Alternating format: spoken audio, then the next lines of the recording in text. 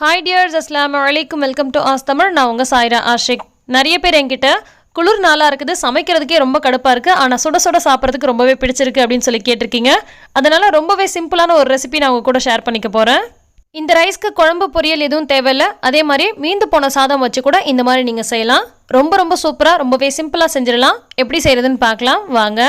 ஃபஸ்ட்டே சாதம் மடித்து வச்சுக்கலாம். அப்படி இல்லைனா மதியம் செஞ்ச சாப்பாட்டை நைட்டுக்கு கூட இந்த மாதிரி செஞ்சு சாப்பிடலாம். இப்போ ஒரு கடாய் அடுப்பில் வச்சுட்டு தேவையான அளவுக்கு எண்ணெய் சேர்த்து 1/2 டீஸ்பூன் அளவுக்கு கடுகு சேர்த்து பொரிய விட்டுறலாம். கூடவே ஒரு 1/2 டீஸ்பூன் போல் சீரகம் சேர்த்து அதையும் பொரிய விட்டுறலாம். அடுத்தது ஒரு பச்சை மிளகாய் பொடியாக கட் பண்ணி சேர்த்துருக்கேன். கொஞ்சம் போல் கருவேப்பிலை சேர்த்துருக்கேன். இது எல்லாமே லைட்டாக பொரிஞ்சு வரட்டும். இப்போ நம்ம மீடியம் சைஸ் வெங்காயம் 2 வெங்காயம் பொடியாக கட் பண்ணி வச்சுருக்கேன், அதையும் சேர்த்துக்கலாம். வெங்காயம் ஓரளவுக்கு நல்லா வதங்கி வரணும், அது வரைக்கும் வதக்கிக்கலாம். உருளைக்கிழங்கு பிடிக்காத ஆட்களே இருக்க மாட்டாங்க. குழந்தைங்கள்லேருந்து பெரியவங்க வரைக்கும் எல்லாருக்குமே ரொம்ப பிடிக்கும். குழந்தைங்களுக்குலாம் ரொம்ப ஃபேவரட்டான ஒரு ரெசிபி அப்படின்னு சொன்னால் உருளைக்கிழங்காக தான் இருக்கும். உருளைக்கிழங்குல என்ன செஞ்சு கொடுத்தாலும் சாப்பிடுவாங்க. அதில் இந்த ரெசிபி ரொம்ப சூப்பராக இருக்கும். உருளைக்கிழங்கு நான் வந்து கிரேட் பண்ணி வச்சுருக்கேன். வெங்காயம் ஓரளவுக்கு வதங்கினதுக்கப்புறமா இதில் நம்ம துருவி வச்சுருக்க உருளைக்கிழங்கு சேர்த்துக்கலாம். ஒரு பெரிய உருளைக்கிழங்காக நான் எடுத்து தோல் சீவிட்டு இந்த மாதிரி கிரேட் பண்ணி வச்சுருக்கேன். அதை சேர்த்துட்டு நல்லா வதக்கி விடலாம்.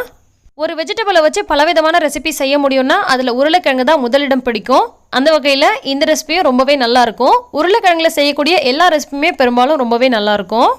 இதில் உருளைக்கிழங்கு மட்டும்தான் சேர்த்து செய்யணும் அப்படின்ற அவசியம்லாம் கிடையாது. உங்களுக்கு விருப்பமான எந்த காய்கறினாலும் சேர்த்து போட்டு செய்யலாம். ஆனால் எல்லார் வீட்லேயுமே எப்போதுமே இருக்கக்கூடிய ஒரு காய்கறின்னு பார்த்தா உருளைக்கிழங்கு. ஸோ இன்றைக்கி நம்ம உருளைக்கிழங்கு வச்சு செஞ்சுருக்கோம். இப்போ உருளைக்கிழங்கு நல்லா வதக்குனதுலேயே ஓரளவுக்கு நல்லா வெந்து வந்துருச்சு.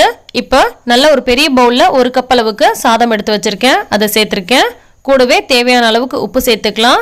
1/2 டீஸ்பூன் அளவுக்கு மிளகு பொடி சேர்த்துக்கலாம்.